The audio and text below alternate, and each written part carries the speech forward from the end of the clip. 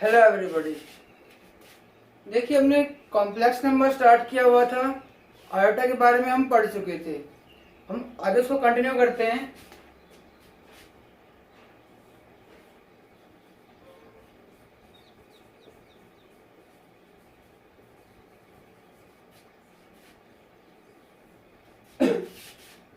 अब आता है, देखिए,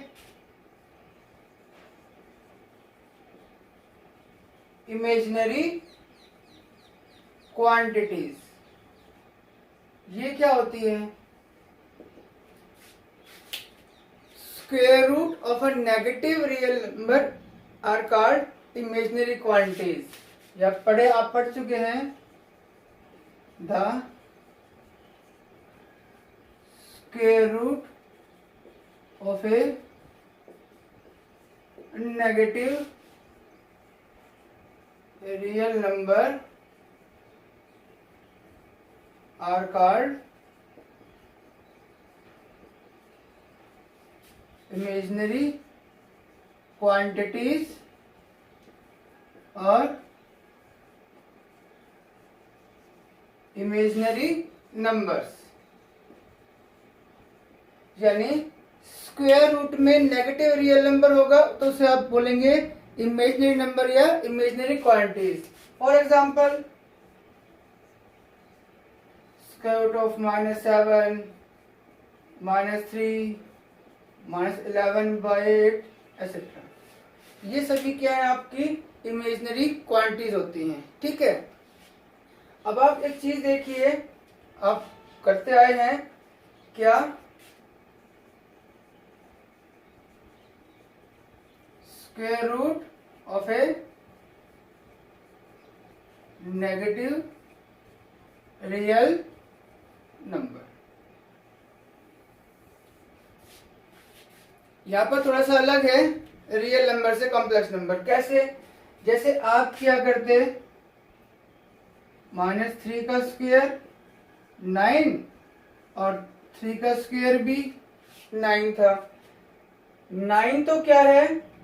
-3 और 3 का स्क्वायर, और 3 और -3 क्या है? 9 के स्क्वायर रूट। ये आप करते आए हैं रियल नंबर से केस में। अब यहां पर चीज देखिए,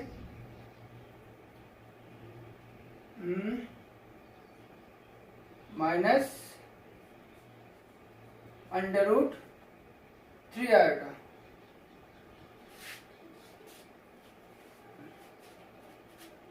का स्क्वायर क्या आएगा? -√3 का स्क्वायर आयोटा स्क्वायर, यानी 3 आयोटा, सॉरी -3, और √3 आयोटा का स्क्वायर, √3 का स्क्वायर आयोटा का स्क्वायर, -3। ये जो -3 है, ये तो क्या है? इन दोनों का स्क्वायर है, और ये दोनों क्या हैं? -3 के अंडर रूट है। अगर जैसे हम करते थे रियल नंबर के केस में। ठीक है, ये पढ़ के आए हो आप। लेकिन कॉम्प्लेक्स नंबर में, जैसे मैंने इसको लिखा था, कॉम्प्लेक्स नंबर में -√3 √3 आयोटा के बराबर होगा। इस चीज का ध्यान रखना। -√3 आयोटा नहीं करेंगे। कॉम्प्लेक्स नंबर के केस में आपका यही होता है। ठीक है, जैसे कि आपको बताया गया था, आयोटा स्क्वायर भी -1 और माइनस आयोटा स्क्वायर भी क्या होगा? -1 होगा। तो -1 तो आयोटा और माइनस आयोटा का स्क्वायर है, बट जो मैंने बोला था कि √-1 होता किसके बराबर है? आयोटा के बराबर होगा। ये माइनस वाला केस हम नहीं लेंगे कॉम्प्लेक्स नंबर के केस में। ध्यान रखना इस चीज का। कोई भी आपको क्वांटिटी होगी, √7 आयोटा का स्क्वायर -7 और -√7 आयोटा का स्क्वायर, वो भी -7। तो -7 तो क्या होगा? इन दोनों का स्क्वायर होगा। लेकिन कॉम्प्लेक्स नंबर के केस में √-7 क्या लिखा जाएगा? √7 आयोटा लिखा जाएगा। आप इस रिजल्ट का यूज करेंगे हमेशा, इस चीज का ध्यान रखना। जब मेरा रियल नंबर हुआ करता 9 तो क्या है -3 और 3 का स्क्वायर है, और -3 क्या है इसके अंडर रूट से, बट वो हमारे पास था रियल नंबर्स में। कॉम्प्लेक्स नंबर में अंडर रूट ऑफ -3 क्या होगा √3 आयोटा होगा। तो रिजल्ट क्या है आपके पास, if a is any positive real number then under root -a iota √a होगा। इस चीज का ध्यान रखना, जब आप क्वेश्चंस करेंगे तो क्वेश्चंस में इसी का यूज करना है, ध्यान रखना इस चीज का। तो फर्स्ट रिजल्ट ये था आपका, square root of -a iota under root a होगा।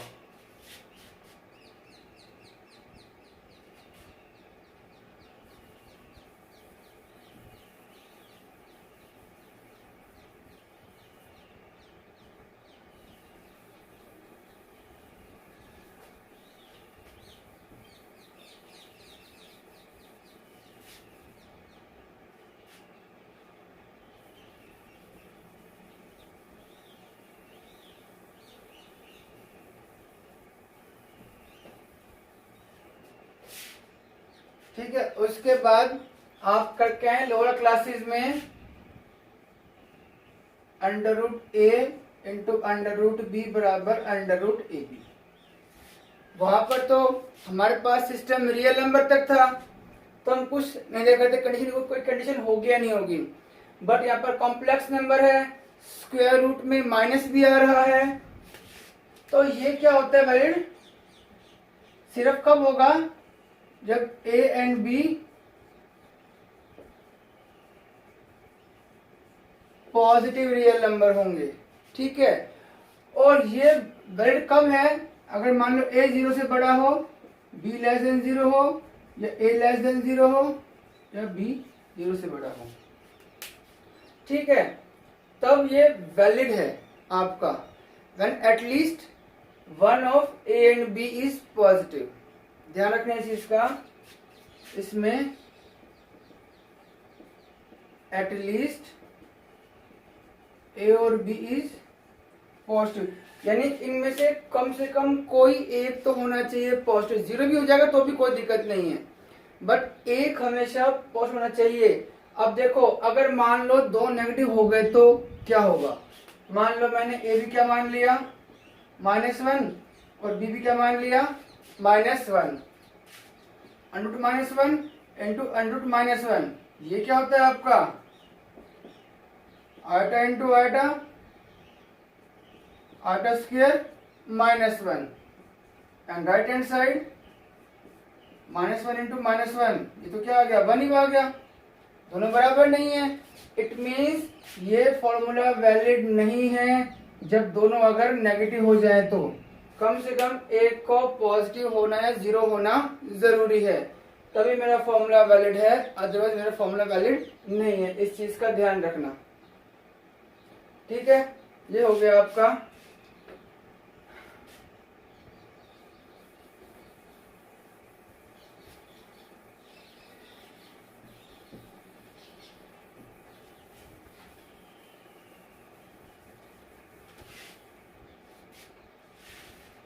अब उसके बाद आता है कॉम्प्लेक्स नंबर क्या होता है।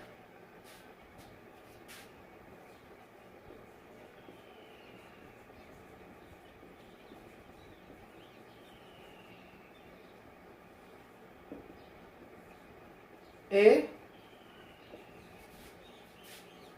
number of the form a plus iota b, where a and b are real numbers, is called a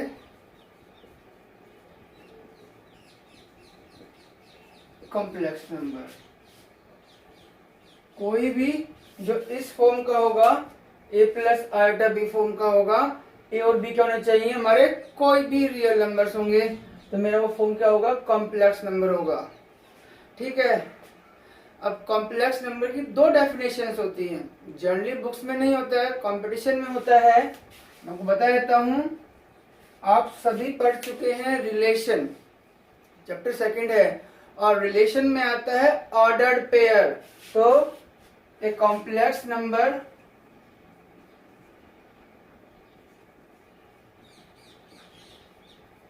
is an ordered pair of real numbers. Complex number is an ordered pair of real numbers होता है। ठीक है, हम represent किसे करते हैं complex number को? z से। ए कॉम्प्लेक्स नंबर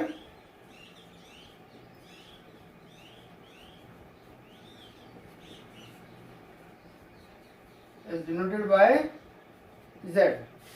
एक मिनट रुकिए, मैं थोड़ा लाइट ऑन कर देता हूँ, शायद थोड़ी सी लाइट कम हो गई है।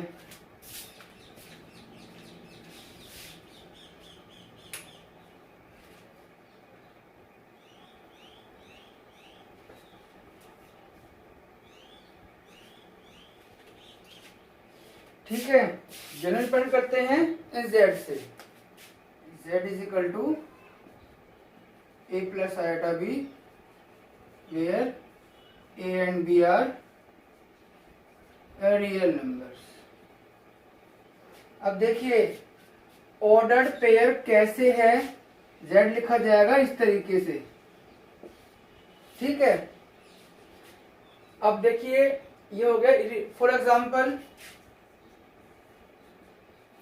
2 plus 3 iota 7 minus 4 iota √3 minus √2 iota 11 plus 4 iota. ये सभी क्या है आपके कॉम्प्लेक्स नंबर हैं। कंफ्यूज मत होना सर, यहाँ आप लिखो पहले आयोटा। जब हम लिखते हैं जनरली क्वेश्चंस में तो आयोटा बाद में आता है, क्योंकि देखो 7 प्लस आयोटा 4 थोड़ा सा ऑकवर्ड सा लगता है, इसलिए लिखने में हम लिखेंगे इस तरीके से। ए और बी कोई भी रियल नंबर्स होंगे तो आयोटा आपका होना चाहिए, तो इसे कहते हैं आप कॉम्प्लेक्स नंबर। ऑर्डर पेयर कैसे मैं बताऊंगा आपको बाद में।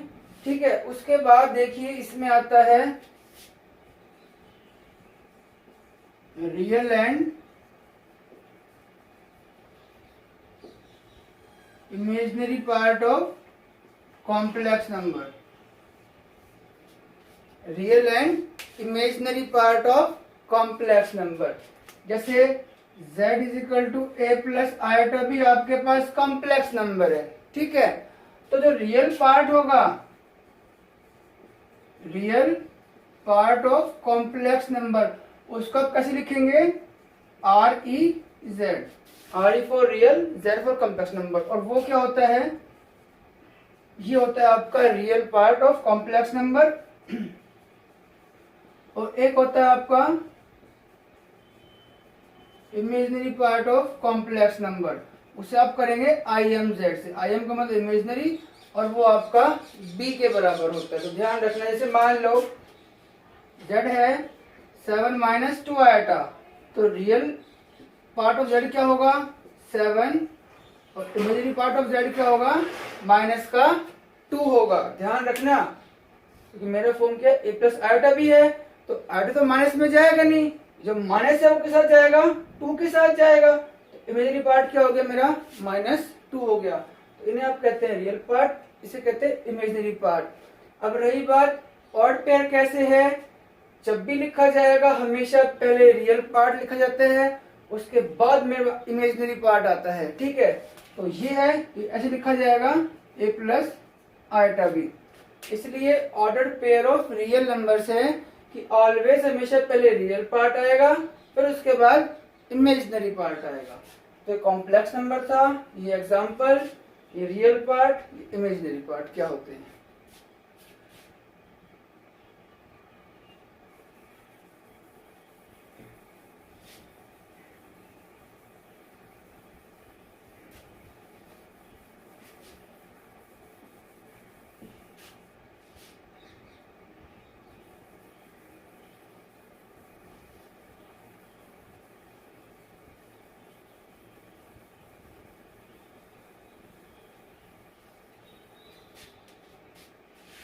फिर है आपका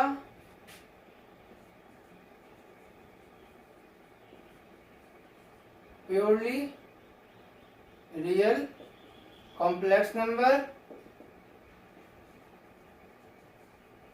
प्योरली इमेजिनरी कॉम्प्लेक्स नंबर। देखिए कोई भी कॉम्प्लेक्स नंबर प्योरली रियल कब होगा? एक complex number a plus iota b is said to be purely real if its imaginary part is zero. यानी अगर मेरा इमेजिनरी पार्ट जीरो हो गया तो वो complex number purely complex number होगा। यानी दैट इज, यानी जो मेरी बी की टर्म है, जो मेरी आयोटा की टर्म है, अगर वो ना हो तो वो प्योरली रियल कॉम्प्लेक्स नंबर होता है। For example that is equal to 7 plus 0 iota. बस मैं बता रहा हूँ, लिखते नहीं 0 आयोटा, ऐसे -11 प्लस 0 आयोटा -√3 प्लस 0 आयोटा। ये सारे आपके 7, 11 ये प्योरली रियल कॉम्प्लेक्स नंबर है। A complex number is said to be purely imaginary if its real part is zero। यानी जो मेरी a है वह टर्म क्या होगी? जीरो होगी, मतलब खाली पेपर्स होगा। आयोटल टर्म तो हम क्या कहेंगे? वो प्योरली इमेजिनरी कॉम्प्लेक्स नंबर है। For example is equal to √3 iota, that is equal to -7 iota, that is equal to -11/5 iota. यानी जो मेरा रियल पार्ट है वो मेरा जीरो होगा, तो वो मेरा प्योरली इमेजिनरी कॉम्प्लेक्स नंबर होता है। Purely real, purely imaginary.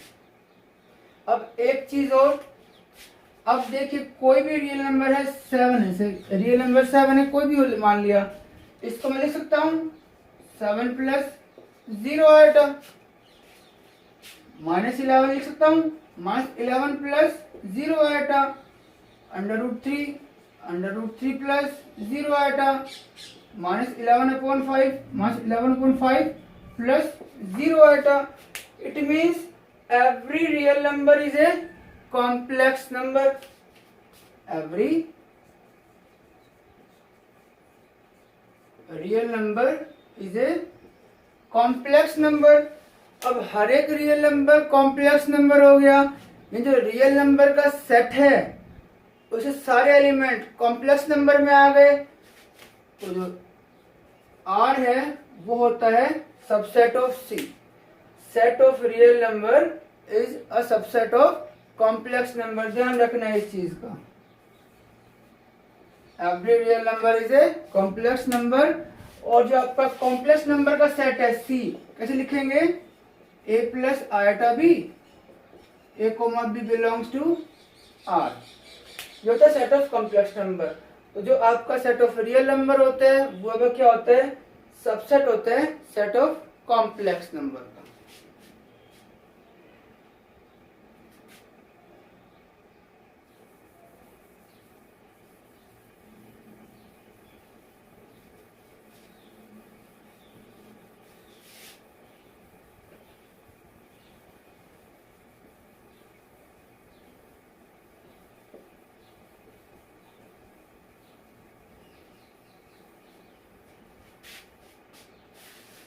ठीक है, आप एक आध क्वेश्चन देख लो एक्सरसाइज के आपके, तो ऐसा इजी हो जाएगा आपके लिए। तो मैं थ्योरी तो करवा दूंगा लेकिन फिर ज़्यादा बर्डन हो जाएगा आपके पास। क्वेश्चन सिंपल सिंपल बताता हूँ आपको। जैसे क्वेश्चन है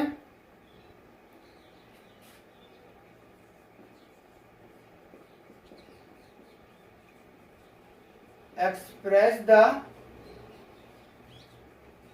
following in the form of A plus iota B। आपको एक्सप्रेस करना है किस फॉर्म में? ए प्लस आयोटा बी फॉर्म में।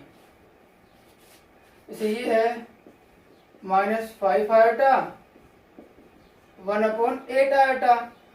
जो रियल पार्ट है, जो नंबर से आपस में मल्टीप्लाई होंगे, -5 into 1/8 iota into iota, -5/8 into iota square, -5/8 into -1 होता है, 5/8 आ गया। आपको लिखना किस फॉर्म में है? इस फॉर्म में है। मेरे को आयोटा भी चाहिए, तो आयोटा नहीं है, तो 5/8 प्लस 0 आयोटा। ठीक है। अब जैसे ये है और हो गया। जस्ट इस तरीके से निकालना है, अपना दिमाग ज्यादा नहीं लगाना है, जो बताया गया है सिर्फ वैसे ही करना है। -1/8 आयोटा का क्यूब है। ठीक है, तो देखिए ये कितना हो जाएगा, -2 आयोटा आयोटा आयोटा स्क्वायर, -1 का क्यूब -1, 8 का क्यूब कितना होगा, 512 होगा, और आयोटा क्यूब ये तो कितना हो गया, -2 -1/512। आयोटा क्यूब क्या होता है, मैंने आपको बताया था, आयोटा क्यूब होता है माइनस आयोटा। ये तो हो गया 256, ऊपर माइनस माइनस प्लस, और ये माइनस माइनस रहेगा, -1/256 आयोटा। इस फॉर्म में लिखना है, रियल पार्ट नहीं है, 0 कर दो, -256 आयोटा।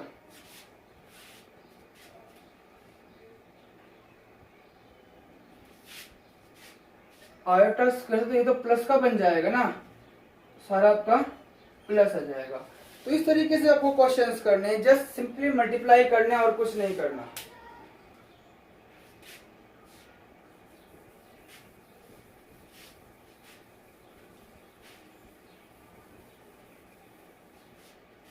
और क्वेश्चन देख लो।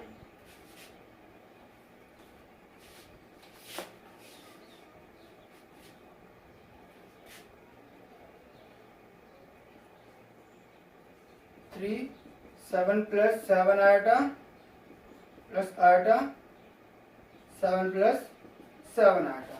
तो ये क्वेश्चन करना है। इसको इस फॉर्म में लिखना है, सिंप्लीफाई करो पहले इसको। 21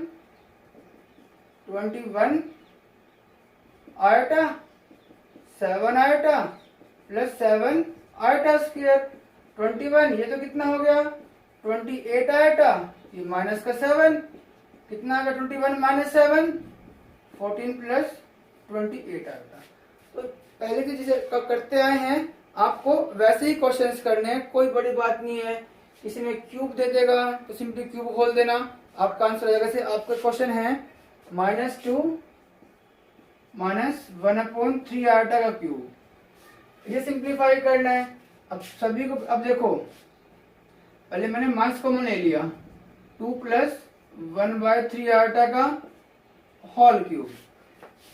माइनस 1 का क्यूब तो क्या रहेगा, माइनस ही रहेगा। ये 2 + 1/3 आयोटा का क्यूब, a + b का whole cube,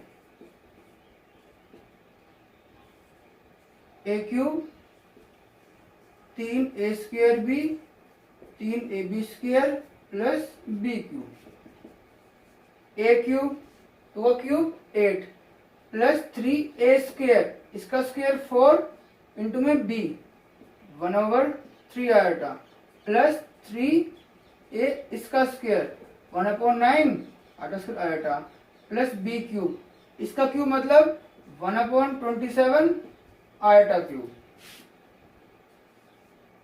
8 plus 4 iota. Iota से कितना होगा, -1 होगा, तो -2/3, और आयोटा क्यूब कितना होता है, माइनस आयोटा, यानी -आयोटा/27। अब देखो एलसीएम लोगे, इन दोनों साथ लूंगा मैं, 3 24 - 2 प्लस 27 कितना आएगा, 108 आयोटा माइनस आयोटा। अंदर माइनस लेकर जाऊंगा, -22/3 और -107/27 आयोटा। तो ये आपका इस तरीके से आपको जस्ट सिंप्लीफाई करने, कुछ ज्यादा हार्ड नहीं है, इस तरीके से आपको क्वेश्चंस करने हैं, ठीक है।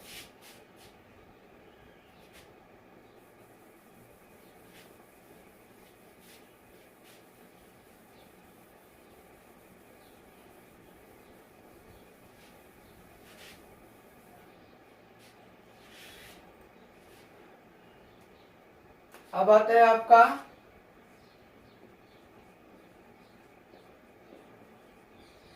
Equality of two complex numbers.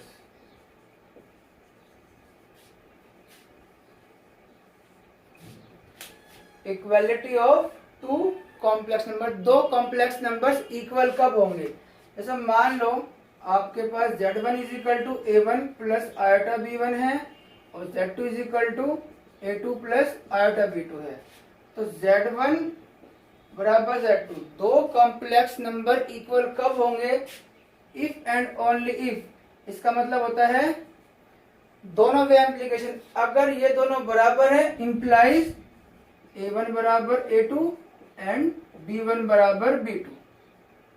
और अगर ये दोनों इक्वल है तो कॉम्प्लेक्स नंबर इक्वल होंगे, ठीक है। यानी real part of z1, real part of z2 and imaginary part of z1, imaginary part of z2, ठीक है। तो इस पे कैसा क्वेश्चन बनता है कि भाई find the values of x and y such that the two complex number are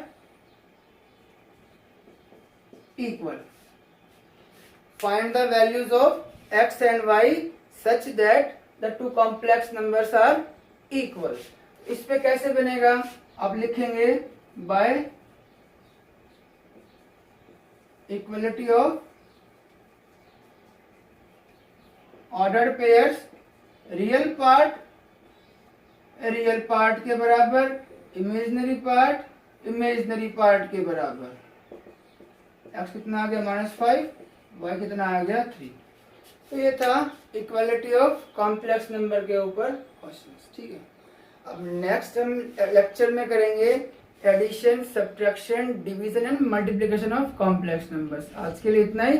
thank you and have a nice day, and channel को सब्सक्राइब कर लीजिएगा and stay home stay safe.